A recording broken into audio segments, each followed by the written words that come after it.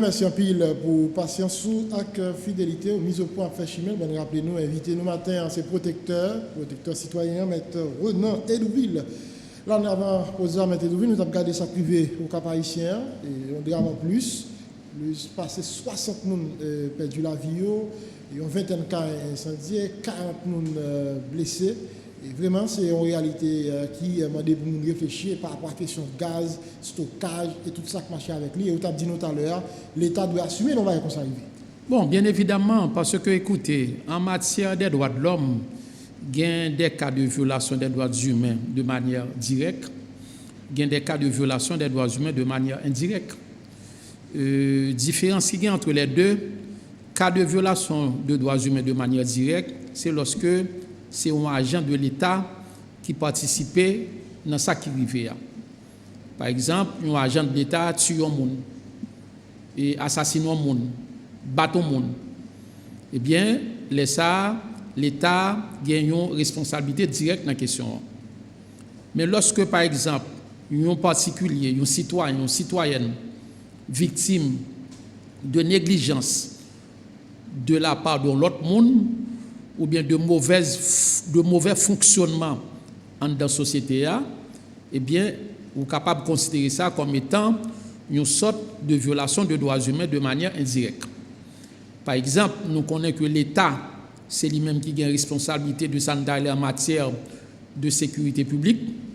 C'est l'État qui est là pour le contrôle sur de ces produits qu'on vend au niveau des stations d'essence. C'est l'État qui pour forcer mon yo pas faire les marchés parallèles, donc à travers le ministère du Commerce. Maintenant, tout autant que bagay sa ou pas corrigé, yo pas prendre les dispositions pour freiner bagay sa ou. Donc, lorsque gon incident ou bien gon drame qui arrive, qu'on le veuille ou non, eh bien l'État gagne une part de responsabilité. Parce que le principe fondamental, c'est quoi? C'est que à chaque fois qu'on parle de protection de vie, de biens, de droit à la vie, eh bien, monde qui en charge pour assurer protection ça, pour garantir protection ça, pour prendre les dispositions pour mettre en œuvre, pour pas qu'il y ait des incidents regrettables qui arrivent, eh bien, c'est l'État. Donc là, même si que nous sommes capables de dire que l'État, de manière directe, pas impliqué dans sa privée, eh bien, qu'on le veuille ou non, l'État a une part de responsabilité parce que là, il y a un très mauvais fonctionnement en termes de gouvernance. Ce n'est pas journée aujourd'hui que n'importe que monde décidé de vendre gasoline sur le marché parallèle au vu et au su de tout le monde. Nous connaissons un commissaire du gouvernement près du tribunal civil de Port-au-Prince et l'ancien commissaire du gouvernement qui prend les dispositions pour bagaille ça pas de fait. Mais dans le département du Nord, plus précisément au Cap Haïtien, nous connaissons que pendant les 4 dernières semaines, eh bien, l'État est censé perdre contrôle sanitaire les questions carburant. Et peut-être c'est une cause qui mène à sacrifier journée aujourd'hui. Et nous croyons que c'est l'occasion pour que l'État essaye de frapper pied à terre, eh bien, pour que les dispositions nécessaires n'en déplaisent aux autres. Certainement, il y a des cas de mécontentement pour côté monde qui vend produits de manière illégale, mais il faut que l'État assume les responsabilités pour gens de bagages ça pas reproduire parce que la vie humaine, eh bien, c'est quelque chose qui est sacré au regard des droits de l'homme. Maintenant, qui quand ça arrive, M. Douville, qui ça a OPC qu'a fait? Bon, nous-mêmes, nous, à travers notre direction départementale dans le Nord, parce que pas oublier que l'OPC, pas seulement présent dans la capitale là, nous avons les présences territoriales et côté que nous avons des directions départementales. Le jour même de l'événement, nous avons passé des instructions à la direction départementale du Nord pour entrer en contact avec les autorités, pour le travail de concert avec les autorités de la ville, notamment la mairie, la délégation du Nord, essayer de voir comment que nous sommes capables d'identifier les victimes et garder pour voir qui accompagnement que l'État a bail parents victimes ça et bien pour que au moins la dignité de ces personnes qui ont été décédées ou bien qui étaient mortes ou bien et bien pour que dignité ça capable de respecter au moins même après décès Mounsao, c'est-à-dire en termes de funérailles, eh bien pour ça capable de faire en toute dignité au regard des droits de l'homme. Mais tout ça qui est intéressant dans ça, c'est prendre disposition pour que nous empêchions les mots de catastrophe qui passent encore dans le pays. Bien sûr, c'est un pourparler qui pour faire, c'est un plaidoyer qui pour faire auprès des autorités pour que nous soyons capables de forcer les autorités dans le département du Nord d'une part, c'est-à-dire à travers la police nationale, à travers la direction départementale de la police du Nord, à travers le parquet, à travers les tribunaux de paix, et bien pour que les gens de bagaille ça capable de reproduire à l'avenir. Mais ce n'est pas seulement le département du Nord, c'est toute la République qui est concernée parce que très souvent, comme on t'a dit tout au début de l'émission, M. Lindor, eh bien, nous gagnons habitude pour nous intervenir en aval au lieu que nous intervenir en amont. Et c'est bien dommage. C'est dommage. État de la situation de droit aujourd'hui en Haïti, c'est qui ça lié, M. Douville? Bon, nous sommes capables de dire que c'est un état de situation qui rend les défenseurs des droits humains en Haïti et aussi les défenseurs des droits humains à l'étranger qui travaillent sur le dossier Haïti très inquiets. Monsieur Lindor, on vient tout juste de commémorer ce 10 décembre la Journée internationale des droits de l'homme. On a aussi commémoré le 73e anniversaire de la Déclaration universelle des droits de l'homme. Mais nous sommes capables de dire qu'à travers le monde, eh bien, tout le monde qui travaille sur la question des droits humains est capable de rendre compte que son situation à l'échelle mondiale qui rend un peu le monde inquiet. On est inquiet, on est préoccupé parce que les droits humains sont d'une façon très générale menacés à travers le monde. Ce n'est pas seulement en Haïti, y compris Haïti, mais à travers le monde. Soit regarder ça qui a privé pendant les 5 dernières années à travers le monde, ou après que, au lieu que le droit de l'homme fait progrès, au lieu que nous ayons des avancées en matière des droits de l'homme, ou senti que c'est plus une régression que nous avons enregistré. Et ceci, rapidement, si vous permettez-moi 2 ou 3, peut-être ou 4 exemples, en nous prenant rapidement le cas de l'Afghanistan. On a un gouvernement qui est revenu au pouvoir, c'est le gouvernement des talibans, qui était tombé en 2001 et avec le retour des talibans, nous sommes capables de dire que c'est les droits de l'homme, les droits humains qui sont censés enterrer. Je dis à femmes pas capables à l'école, femmes pas capables de fréquenter l'université, femmes qui travaillent comme journalistes, même gens avoir obligé de laisser tomber le micro parce que le gouvernement taliban pas croit dans l'égalité, il pas croit dans l'épanouissement des droits de la femme. Actuellement en Afghanistan, je n'ai pas besoin d'apprendre ça, et parce que nous avons une très grande sensibilité pour la question des droits de l'enfant. Et bien, on après que, par exemple, il y a des parents, il y a des femmes qui ont 6-7 simons, lui obligés de vendre un nada en esclavage pour que le capable d'occuper de 5, 3, 4 lots qui étaient là. Donc, l'esclavage moderne se développe aujourd'hui encore en Afghanistan. Comprend par exemple la situation au niveau du Nicaragua, ou après que c'est le même tableau. Nous avons un gouvernement sandiniste qui décidait de pratiquer le bâillonnement de la presse, où il y a un président qui est actuellement dans le 4e mandat, où il y a des opposants politiques qui sont incarcérés, ou bien des opposants politiques qui sont obligés de prendre exil. Eh bien, c'est une situation qui est très inquiétante. Comprend les États-Unis d'Amérique, ou après que depuis l'arrivée de l'ancien président Trump, ou après que les Afro-Américains, les Noirs, eh bien, étaient des gens très persécutés. Il y a un pile des cas de dérive eh bien, qui arrivaient sur les Afro-Américains. Et là, en pile monde, les organisations de droits de l'homme qui ont fonctionné aux États-Unis, sont un peu inquiets par rapport à la protection des droits des Afro-Américains. Même si l'administration actuelle a fait un pile effort pour bagager ça, pas développer pas beaucoup plus. Comprend la République dominicaine, qui c'est voisin nous, ou après que, en dépit de la commission haïtiano-dominicaine qui te mettait sous pied, qui te facilité pour parler entre les autorités dominicaines et les autorités haïtiennes, on a besoin de vous le dire, M. Lindor, ou après que nos étudiants sont persécutés, les femmes enceintes haïtiennes eh bien, qui étaient dans l'hôpital, ils ont refoulé, ils ont laissé dans les bras, ils ont fait retourner en plein 21e siècle, en 2021. Maintenant, comprend Haïti, notre pays à nous, eh bien, on voit que depuis plusieurs années, eh bien, une détérioration en matière d'abord de droits civils et politiques, Là, on a parlé du droit à la sûreté, on a parlé du droit à la sécurité, on a parlé du droit à la vie, on a parlé du droit de circuler librement en toute tranquillité dans le pays, ou pas capable n'importe côté, ou entrer l'église, eh bien, ils kidnappé. Donc, on peut monter du phénomène de kidnapping, d'enlèvement, et qui, sans conséquence, sur les droits économiques, sociaux et culturels, parce qu'à chaque fois qu'il y a des problèmes de sécurité, il y a des problèmes de sûreté, il y a des problèmes de droit à la vie, il y a des problèmes de déplacement, eh bien, il y a une conséquence négative sur les autres droits de l'homme, notamment la santé, l'éducation, le logement, la nourriture, le travail, pour ne citer que ces droits. Alors, monsieur, dans la dernière émission que tu as fait, c'était dans l'occasion du décembre, tableau était dressé, protecteur, c'est un tableau assez sombre de situation de droit dans le pays. Et maintenant encore, c'est presque même bagarre, le tableau a une plus sombre. Ça passe, c'est une volonté pas gagner, c'est bien dommage. Et là, au fond, très belle remarque, je me rappelle que peut-être en 2018 ou bien en 2019, nous étions sous plateau Télévision nationale d'Haïti, nous avons dit que question droit de l'homme, eh bien, il y a un pile défi.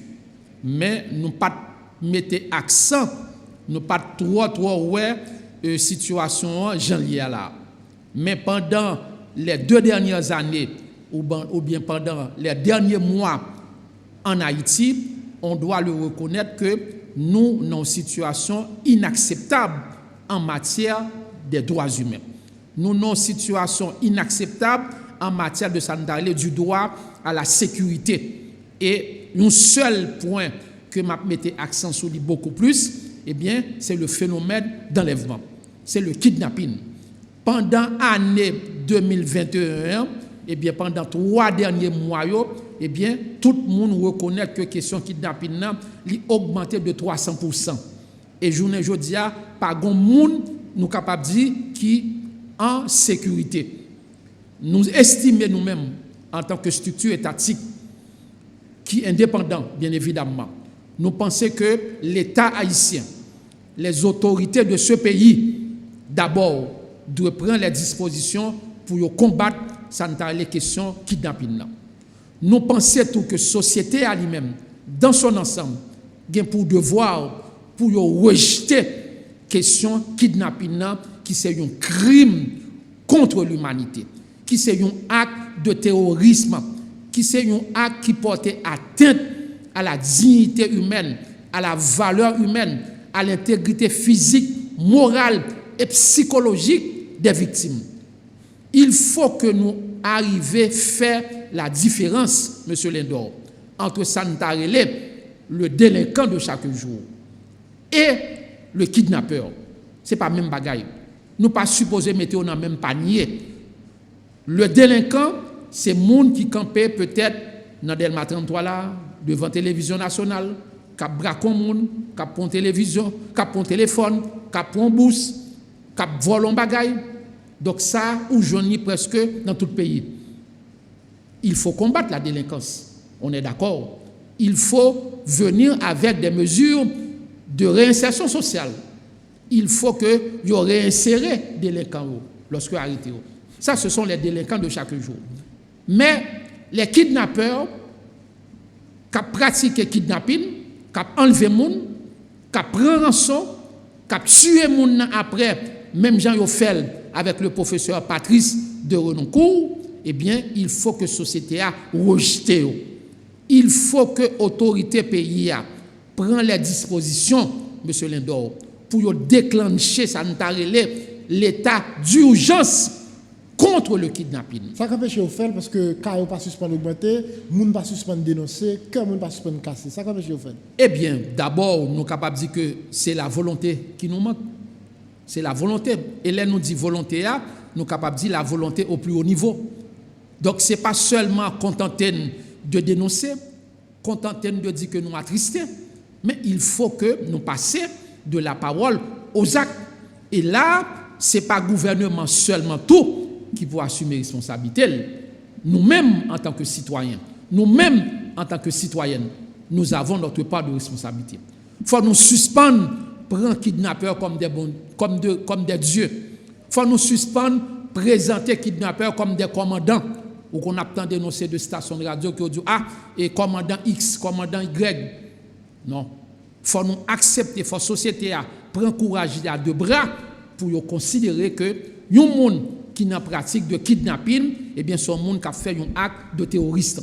Son monde qui porte atteinte à la valeur humaine, à la dignité humaine, eh bien les ça nous sommes capables de dire freiner le phénomène. Donc d'une part, il y a la volonté de l'État qui pas fait sentir ou pas senti vraiment une volonté, une coordination, une planification stratégique au niveau des autorités policières, au niveau des autorités judiciaires, au niveau du pouvoir central, mais on pas senti tout que la société a un petit gens actif pour combattre le phénomène ça et malheureusement, c'est bien dommage. Alors c'est pas parce que tout citoyen lambda senti lagué pour contre lui et puis l'État inexistant et puis il vient peur, il parle de rien pour déranger la ville puis devant. Gain ça tout parce que comprendre très bien, dans toute société pour combattre la délinquance d'une part ou bien pour combattre la criminalité de manière globale, eh bien il faut que y ait une coopération qui développe entre la police et la population.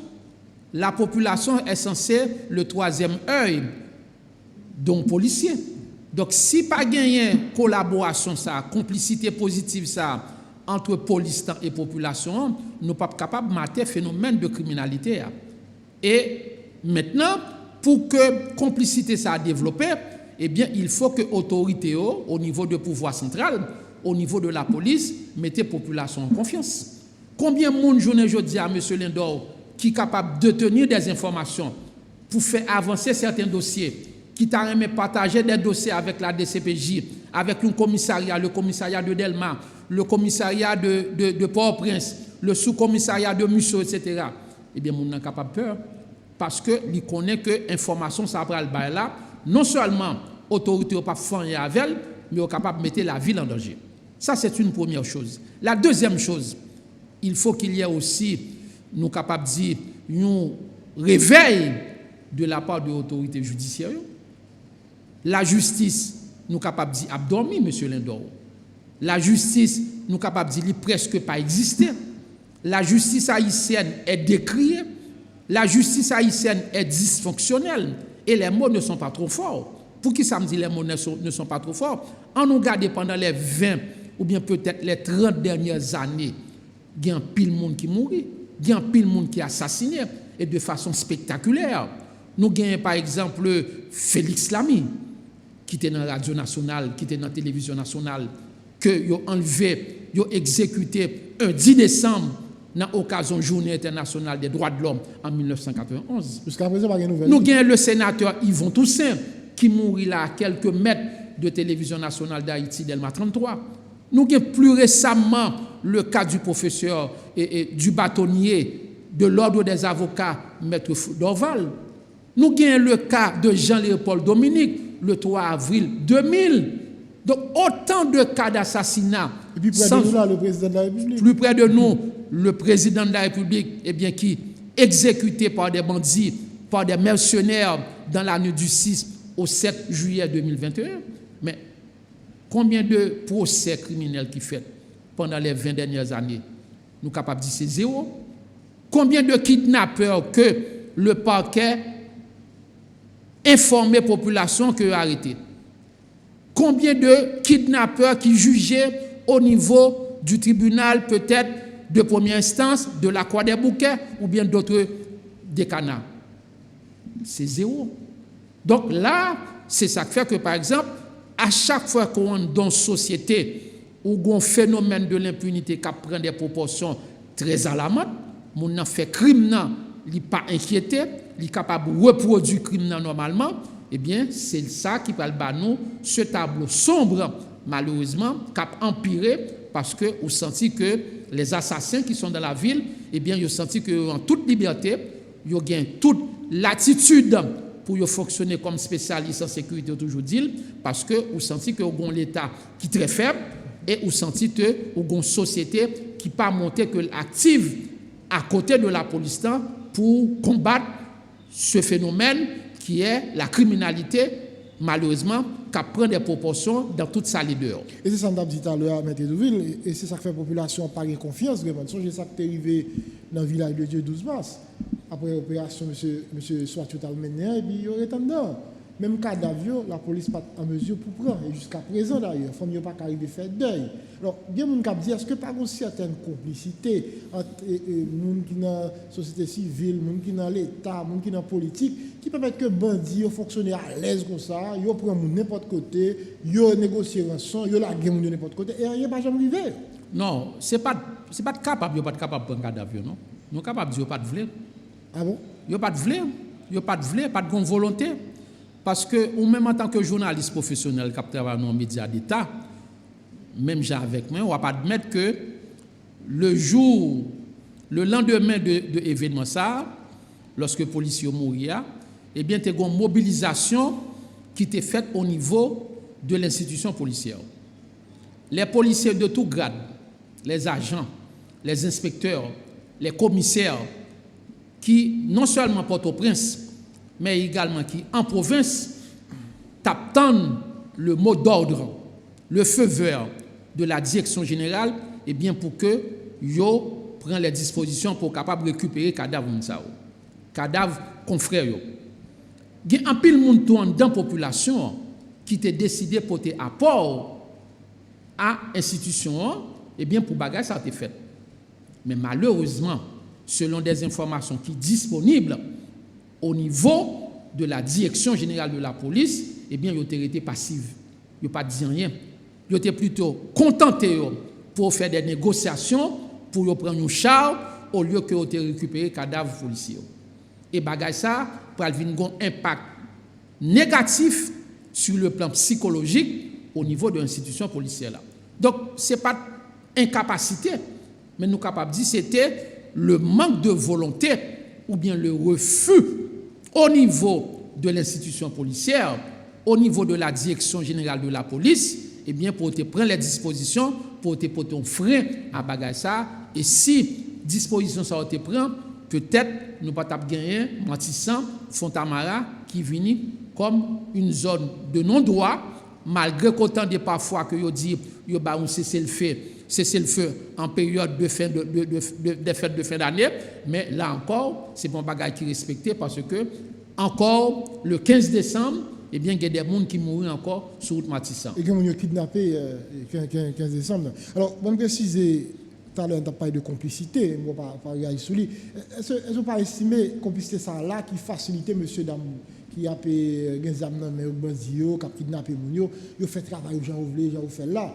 Complicité au niveau de l'autorité dans l'État, complicité au côté de mon café politique, complicité au côté dans le secteur privé des affaires. Pas seulement ça. Les trois, complicité au niveau de pouvoir central là, secteur privé, oui, j'en dis dans la société, oui, mais il ne faut pas oublier, il y a aussi l'hypocrisie de la communauté internationale. Le mot n'est pas trop fort. Si nous ne parlons pas de complicité, nous sommes capables de dire l'hypocrisie, le manque de sincérité de la part des autorités, de la communauté internationale qui est présente dans le pays, ou qu'on est qui laisse qui est présent dans le pays, ou qu'on est, nous gagnons un bureau, le bureau des Nations Unies, qui est les BINU, ou bien des ambassades, eh bien là, ou capable à poser tête ou à interroger sur la sincérité de la communauté internationale dans tout ça. Est-ce que la communauté internationale décidait véritablement accompagner la police dans la lutte contre la criminalité? Est-ce que la communauté internationale disposait aider véritablement le pouvoir central, naturellement lui-même qui n'a pas une volonté à bon côté parle, eh bien pour combattre la criminalité? Est-ce que assistance à la police, nous sommes capables de dire, il réduit seulement à des réunions, à l'organisation des réunions? Ça a plusieurs temps, plusieurs mois, plusieurs années. Tout le monde constatait que, eh bien, il y a une disproportionnalité entre la police et les bandits. Les criminels sont mieux armés que la police. C'est dommage. Que les autorités de la police, que les agents de la police. Maintenant, pourquoi la communauté internationale n'intervient pas? Au nom du droit à la vie, au nom des engagements pris à travers les Nations Unies, au nom des engagements pris à travers l'Organisation des États américains. C'est job pour gérer le pays. Donc, non, comprendre très bien. Oui, c'est job pour gérer le pays. D'accord, oui. Mais lorsque au présent, il dit qu'il y a porté appui à la police, il y a porté appui à la justice, il y a aidé la population, il y a aidé le pouvoir pour que zone matissant, zone vareux, ville libre, ou pas senti ça fait, non vraiment parfois. Donc, ce n'est pas seulement la complicité des secteurs vitaux de la vie nationale pour nous, mais il faut nous voir que parfois, il y a un manque de sincérité de la part de la communauté internationale ou bien d'une frange de la communauté internationale qui est présente. Et comprenez très bien, M. Lindor, c'est un impératif. Pour qui ça nous dit c'est un impératif? C'est un devoir de la communauté internationale. Devoir, on dit? C'est un devoir. Mais ce n'est pas pays. Non. Nous, on a droit de l'homme. Nous, on a droit de l'homme. On a parlé de droits humains. On a parlé du droit à la sécurité, n'est-ce pas vrai? On a parlé du droit à la vie. Eh bien, au niveau des Nations Unies, au niveau de l'OEA, il y a des instruments internationaux que nous signons. En préambule même, création des Nations Unies, en préambule, déclaration universelle des droits de l'homme, qui ça le dit? Eh bien, l'État doit coopérer pour faciliter la sécurité, la paix, la démocratie, les droits de l'homme, le développement durable. C'est un devoir. Ce n'est pas un bagage qu'on est capable de faire si vous voulez. C'est un devoir, c'est une responsabilité de la communauté internationale de venir en aide à Haïti. Et à un autre niveau, lorsque par exemple Haïti est dysfonctionnel dans la région caribéenne, ça mettait en danger toute la région. On nous garde assassinat président de la République, là, journée jeudi, c'est un très mauvais exemple, non seulement pour la Caraïbe, pour l'Amérique, mais pour le monde en général. Les chefs d'État qui sont plus près de nous, ils n'ont pas senti qu'ils sont en sécurité journée jeudi. Ils sont menacés. Parce que ça qui arrivait journée jeudi à Haïti, il est capable de reproduire dans le pays. Donc cela veut dire, en matière de sécurité, en matière de justice, pour le président de la République, la communauté internationale, si elle est sincère, te doit faciliter, encourager pour que gain lumière qui fait, soit assassinat président, pour que gain procès qui fait, parce que les ça, sinon, ce sera une très mauvaise note pour la communauté internationale, parce que vous êtes présent lorsque le président est assassiné, et la bagaille qui est dangereux pour eux, parce que bagaille ça est capable de reproduire tôt ou tard dans la région caribéenne, ou bien dans le continent américain, ou bien peut-être à travers le monde. D'accord, pour nous sur ça, on va l'émission finie, Maître Douville. Là maintenant, qui ça vous estimez qui est obstacle à la réalisation de droits mondiaux dans le pays comme Haïti? Qui fait que chaque année, c'est toujours un tableau sombre d'adresser de situations de droits mondiaux dans le pays. D'abord, la première chose qui est censée constituer un obstacle, c'est le manque de volonté de la part des autorités. La deuxième chose qui constitue un obstacle, c'est ça, l'impunité. Nous pouvons en dans société, M. Lindor, pour que la loi appliquée envers et contre tous. Pas de sanction. Et tout autant nous pas appliquer, ça la primauté du droit, côté que pas grand monde qui sentit que au-dessus de la loi, pas grand monde lorsque ils font acte ou bien non le cité non cas de kidnapping ou bien non le cité non cas d'assassinat, eh bien pour que yo pas capable avancer sous lui. Faut que nous combattre l'impunité. Pendant les 10 dernières années, pendant les 15 dernières années, peut-être les 20 dernières années, eh bien, il y a des gens qui sont censés intouchables dans la société. Les gens font des actes, non le cité, clameur public dénoncé, il y a des dossiers au niveau de parquet, de CPJ, mais ils ne sont pas capables d'avancer sous lui. Parce que si on avance sous lui, on prend le temps de dire, ah, c'est des persécutions politiques. C'est un obstacle. C'est un obstacle lorsque, par exemple, la DCPJ ne peut pas faire son travail en toute indépendance. Mais elle travaille longtemps correctement. Il faut que vous permettent DCPJ fait travailler en toute indépendance, sans être inquiété. Il faut que autoresponsable DCPJ, le DCPJ, les agents de la DCPJ, les enquêteurs capables de faire travailler sans être inquiétés. Il faut qu'ils protègent, il faut qu'ils renforcent la sécurité, il faut qu'ils pas sentir que ils ont peur pour avancer son dossier, quel que soit mon nom. C'est un obstacle. C'est un obstacle tout lorsque, par exemple, l'État pas investi dans l'éducation aux droits de l'homme, la promotion des droits de l'homme, au niveau des écoles, au niveau des universités, au niveau des groupes de base. Parce que pour arriver à la protection des droits de l'homme, la sécurité des vies, la protection du droit à la vie, eh bien, il faut gagner un engagement citoyen. Il faut que son doit parler dans l'école, il faut le parler dans l'université, il faut le parler dans l'église, il faut le parler dans la radio, il faut le parler dans la télévision. Il faut que l'État investisse dans ce sens à travers le ministère de l'Éducation nationale, le ministère de la Culture, autre ministère, le ministère de la Justice. Pas de ça. Pas une volonté pour qu'ils investissent dans les droits de l'homme. Les autorités ne comprennent pas que les droits de l'homme doivent être au centre de leur programme, de leur plan d'action. Parce que ces droits de l'homme qui permettent de gagner une sécurité.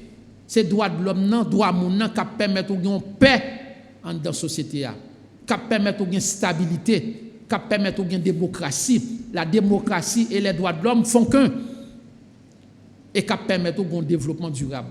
Donc là, il faut gagner non seulement volonté à bord l'État, mais il faut gagner volonté à tout, gagner participation citoyenne dans tout, et ceci à tous les niveaux. Mais l'organisation doit mouiller tout, est-ce que vous pouvez porter plus, et pas seulement arrêter de dénoncer la question qu'il y a droit civil et politique, mais nous n'avons pas qu'à manger. Regardez ça crivé là, une équipe Fraction qui quittait la Caillou Matissan, qui obligé à dormir dans le centre sportif de Carrefour, dans des conditions tête chargées.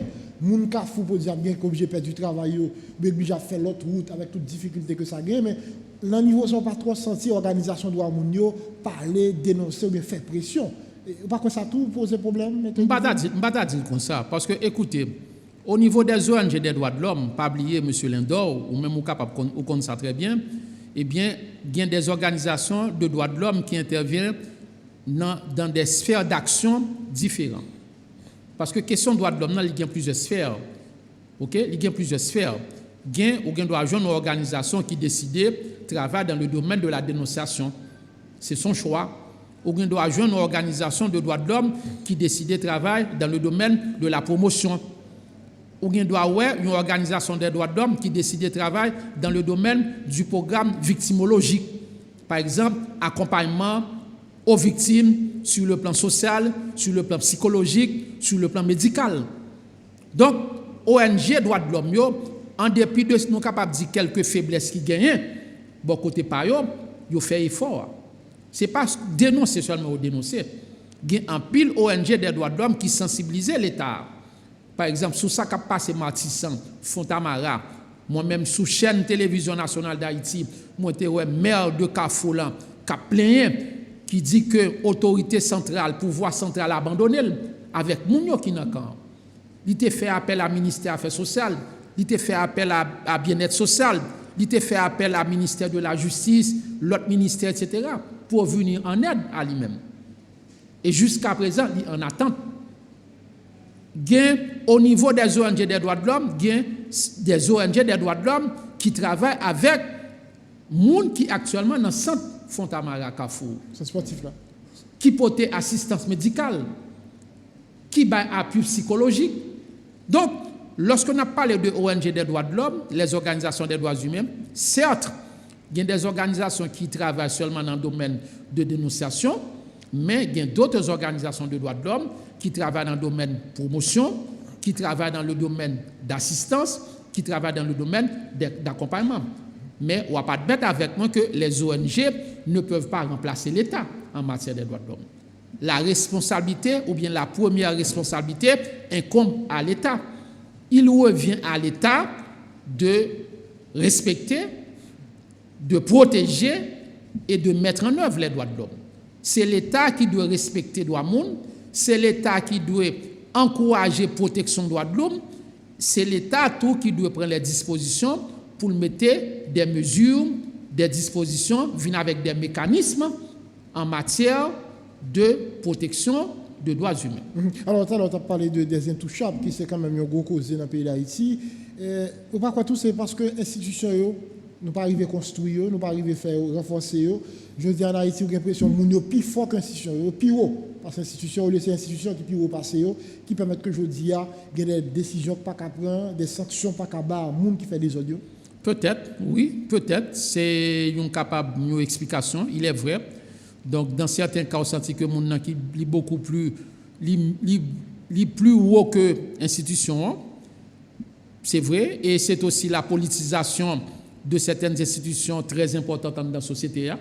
Mais nous pensons que c'est des bagages qui entravent la question des droits de l'homme parce que pas capable de des indouchables dans la société. Il y a un monde qui est indexé dans un cas de violation des droits de l'homme. Il y a un monde qui est cité par exemple dans un cas de violation des droits de l'homme. Il n'est pas capable d'être comme un intouchable. Il faut que des CPJ aient une capacité en mesure pour l'avancer sur le monde. Et les ça, n'est pas capable de dire que c'est persécution politique qu'a fait. Et dans un pile cas d'assassinat qui est enregistré dans le pays, ou après que il y a un pile monde que des non cités, mais malheureusement, moun sa yo y a continué à circuler dans la société en toute liberté. Alors, il n'y a aucune garantie. Par exemple, regardez le cas de juge Renaud Régis, c'était sous dossier Maître Doval qui est obligé à quitter ça parce qu'il était senti menacé. Et bien sûr, fait pour empêcher que l'autre juge Renaud Régis qui prend le certificat encore. Bien sûr, c'est parce que parfois, même les juges eux-mêmes ne sont pas protégés. Pendant 2021, M. Lindor, il y a des juges qui assassinaient et qui ont des dossiers assez sensibles dans les mains.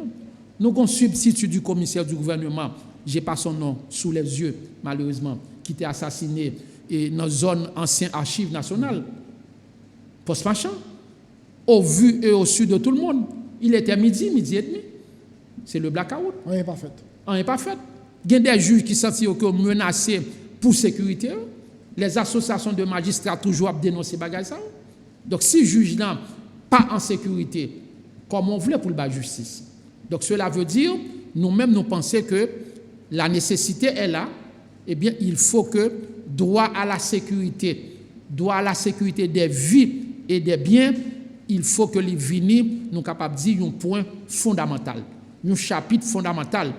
Et il faut que l'État, dans ce sens, même j'ai été qu'on fait pour Covid en 2019, en 2020, il a fait l'année ça pour 2021, il doit décréter état d'urgence contre la criminalité, contre le kidnapping en Haïti. On ne peut pas capable de protéger le président de la République.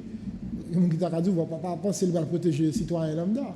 Eh bien, justement, si pas une disposition qui prend pour arriver à joindre une justice pour le chef de l'État, eh bien, on m'a dit que l'impunité, bon, elle était déjà là, mais là, il va le développer dans toute sa laideur, et ce sera bien dommage, non seulement pour Haïti, mais également pour la région des Caraïbes et peut-être pour le continent américain. Je me demande même qu'à suivre ce dossier, l'évolution de dossier sur l'assassinat du président Jovenel Moïse.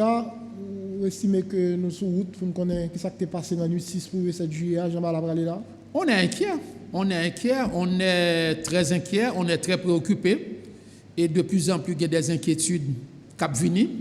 Mais nous-mêmes, nous pensons que un juge d'instruction qui est sous dossier, nous souhaitons que le juge arme de courage pour l'assumer responsabilité en tant que magistrat instructeur, pour le faire travailler en toute indépendance, et bien pour que, au nom du droit à la vérité, et bien pour que tout le monde connaisse ce qui est passé dans la nuit du 6 au 7 juillet, et au nom du droit à la justice, et bien pour tout le monde qui est censé impliquer de près, de loin, de manière directe, de manière indirecte, dans ce crime crapuleux, et bien capable de répondre par devant la justice et jeunes sont ensemble. Malheureusement, malgré que dans la société haïtienne, il y a des gens qui ne pas considéré l'assassinat président comme étant un crime contre l'humanité, un crime crapuleux, un crime qui révolte la conscience collective, parce que il y a des gens dans l'intervention qu'il a fait, lorsqu'il a parlé de sacrifier 6 au 7 juillet, dans Pèlerin 6, 5, eh bien, ils disent que ça a été tout simplement un simple incident. Ah bon? Moi-même, m'entendez, je me réserve le droit de ne pas citer le nom sur le plateau de la télévision nationale d'Haïti. Il y a une femme dans le monde politique haïtien, eh bien, qui a intervenu sur une station de radio, eh bien, lorsque elle a parlé avec le journaliste, il considérait ce qui est arrivé dans la nuit du 6 au 7 juillet comme étant un simple incident. Heureusement que le journaliste a rappelé à l'ordre, ça, mais nous-mêmes nous pensons que c'est grave, c'est inacceptable pour assassinat d'un chef de l'État dans les conditions que nous connaissons, qui était torturé, et bien qui est assassiné, qui c'est un très mauvais exemple pour la société, et bien pour ta considérer comme un simple incident. Et ce n'est pas seulement le chef de l'État, c'est tout le monde qui est assassiné. Vous n'êtes pas capable de banaliser, M. Lindor. Regardez ça qui arrive tout récemment, et cette petite fillette de 7 ans dans Matissan, qui t'a pas commémoré, célébrer 7e anniversaire, bandit assassiné. Il y a des infirmières qui mourent sur la route de Matissan. Il y a des policiers, il y a des commissaires de police, il y a des agents de police, il y a des juges. Dr. Mackenzie il y a le Dr. Mackenzie, tout récemment. Il y a Diego Charles. Il y a le bâtonnier de l'ordre. Il y a Madame Duclerc féministe. On n'est pas capable de considérer l'assassinat de Yomoun comme un simple incident parce que la vie humaine, elle est sacrée. La vie humaine n'a pas de prix. Et selon la Déclaration universelle des droits de l'homme, tout être humain a droit à la vie. Mais pendant toute l'émission, là, on a cité des gens qui ont assassiné, des gens qui ont tué, et puis la justice n'a pas fait de job, ou pas comment ça a passé, qui m'a tué après, je te dis pour Dessalines. Alors, au fait, dans une situation comme ça, est-ce que nous pas arrivons au niveau de nous banaliser la vie? Et la vie a banalisé à niveau ça, qui fait que n'importe qui peut mourir, n'importe qui gens, et puis on est passé. Bien sûr, la vie humaine est banalisée. Et c'est peut-être ça, lorsqu'on considère l'assassinat d'un chef de l'État comme un simple incident, c'est banaliser la vie. Je dis, la vie est banalisée, justement. Ok? Justement, c'est comme une lettre à la poste. On en parle pendant quelques jours et puis c'est fini. C'est l'impunité dans toute sa laideur. Donc, autrefois, pas de connaissance dans la société. Lorsque, par exemple, on commet un vol, M. Lindor, non seulement à Port-au-Prince, mais également dans les régions du pays, eh bien, moun ça a été rejeté par la société. Mais je dis, il y a des gens qui ont tué, des gens qui ont fait des kidnapping, eh bien, ce sont des dieux pour la société.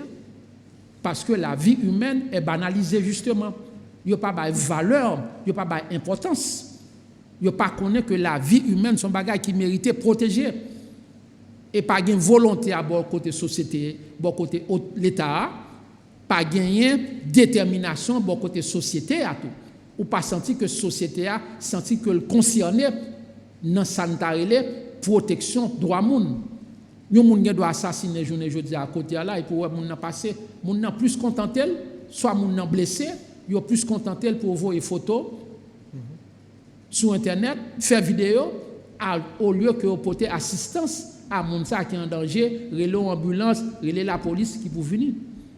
C'est parce que justement la vie humaine est banalisée.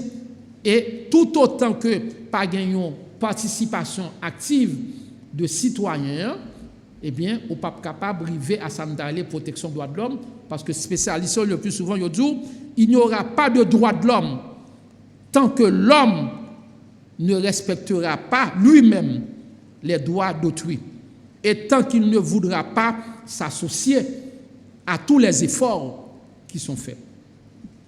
Nous allons refermer, d'arriver à Métédouville, mais il y a des gens qui disent son cap perdu, j'en vais là au pays, il y a des gens qui sont vraiment très inquiets, très préoccupés, parce qu'ils n'ont pas senti vraiment mon effort qu'a fait pour renverser tendance, bien pour corriger ça, de corriger, ou même tout, ou quoi que vraiment il y a lieu pour nous préoccuper au niveau de ça. Je ne peux pas dire son cap perdu, parce que comprendre très bien, si nous prenons Afghanistan, M. Lindor, je dis qui font un gros bac, un gros recul en matière des droits de l'homme. Si nous prenons Nicaragua, comme je cité tout à l'heure, qui font un gros bac en matière des droits de l'homme, parce que ils font gros avancée, leur fin chasser les sandinistes, ok?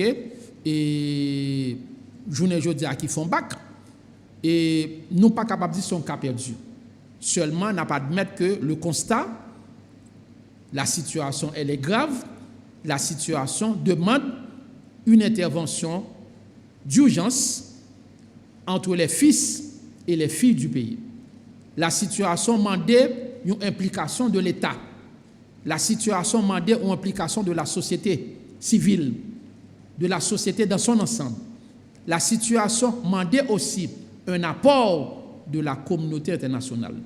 Et nous croyons qu'en prélude à ça que chrétiens, protestants, catholiques, relais la Noël, c'est l'occasion pour que nous tous, citoyens, citoyennes, nous gardions Haïti, ça, pays ça, que Jean-Jacques Dessalines a quitté pour nous, ensemble avec l'autre héros, et bien pour nous dire, en cette occasion de Noël, qui symbolisait la fête de l'amour, la fête de la justice, la fête de la réconciliation, la fête de la paix, eh bien, on nous garde chaque monde qui sait que dans la sphère pas nous, dans le moyen pas nous, que nous sommes capables de faire pour Haïti, eh bien, pour nous capables de gagner une autre société, une société qui est beaucoup plus soucieuse de la question des droits de l'homme, une société qui est capable de respecter les droits de l'homme, une société qui est capable de protéger la vie et les biens des citoyens, une société qui est capable de permettre aux gens qui à l'étranger, je dis à M. Lindor, qui en attendent, qui New York,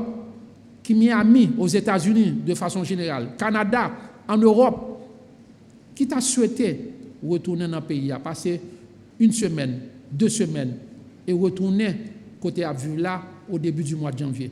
Mais malheureusement, la peur, le kidnapping, l'insécurité empêchaient les gens de retourner en toute tranquillité, descendre à l'aéroport, tout sans ouverture, et bien passer les moments de fête avec parents, avec amis. C'est bien dommage. Bon, moi, je souhaite une bonne fête de fin d'année, même si nous pas trop clairs par rapport avec ça nous là comme tableau. Mais je souhaite bon courage et je souhaite que l'OPC continue à bourrer de pal. Nous pas comme ça, nous pas être plus actifs. Là. On le fait en dépit de faibles moyens, mais nous avons une équipe assez solide au niveau de l'OPC qui travaille, qui fait la promotion, qui encadre tout le monde. Et il faut me dire qu'en fin d'émission, il y a une bagarre que nous faisons pendant la dernière semaine, qui n'est pas fait pour la radio, mais permettez-moi de profiter de l'antenne télévision nationale, qui c'est télévision l'État, pour moi dire. Le 30 octobre, les autorités américaines ont envoyé environ près de 135 personnes ou bien 160 personnes retournés. Les gens qui étaient vus aux États-Unis, qui ont été considérés comme des gens qui étaient en situation irrégulière. Nous avons un service que nous avons le service déportation et de rapatrier qui est dans l'OPC, qui est présent chaque jour dans l'aéroport lorsque nous avons déporté les gens. Eh bien, nous prenons le dossier pour nous analyser. Et là, nous finalisons, nous voyons que il y a des gens qui ont voyé, qui ont refoulé de manière arbitraire. Nous sommes en train pour parler avec les autorités américaines et nous sommes capables de dire, grâce aux efforts de l'OPC, grâce au plaidoyer développé par l'OPC, eh bien, sur nous avons 5 nous te permettent de retourner aux États-Unis d'Amérique et les autorités américaines ont constaté que c'était une erreur qui était faite et nous saluer ouverture d'esprit autorités américaines, autorités immigration américaines, nous avons souhaité que également au niveau du ministère des Affaires étrangères, au niveau du ministère des Haïtiens vivant à l'étranger, pour lorsque après fouler le monde, et bien pour capable analyser dossier monio et si possible permettre de retourner côté que tu vivant parce que très prochainement le 18 on va commémorer la journée internationale des migrants, M. Lindor. Merci un peu, Maître Naïdouville, de content parler avec vous matin sur TNH. C'est un plaisir, c'est toujours un plaisir et moi profite de l'occasion pour me présenter en dépit de tout les vœux de bonne fête à toute l'équipe, tous les fans de la télévision nationale, le média d'État. Voilà, invité le matin, protecteur citoyen et citoyen, maître Renan Edouville, puisque 10 décembre, nous avons marqué Journée internationale de droits de l'homme. C'était tout le 73e anniversaire de la Déclaration universelle des droits de l'homme. Nous avons regardé quelle est la situation aujourd'hui dans le pays par rapport au respect des droits de l'homme. Ça fait, ça qui doit faire, qui n'est pas fait, et ça n'a besoin de faire pour nous renverser tendance. Tout avec nous dans la matinée, nous souhaitons passer une très bonne journée. Et si c'est en rediffusion, bon après-midi, bonne soirée. À bientôt.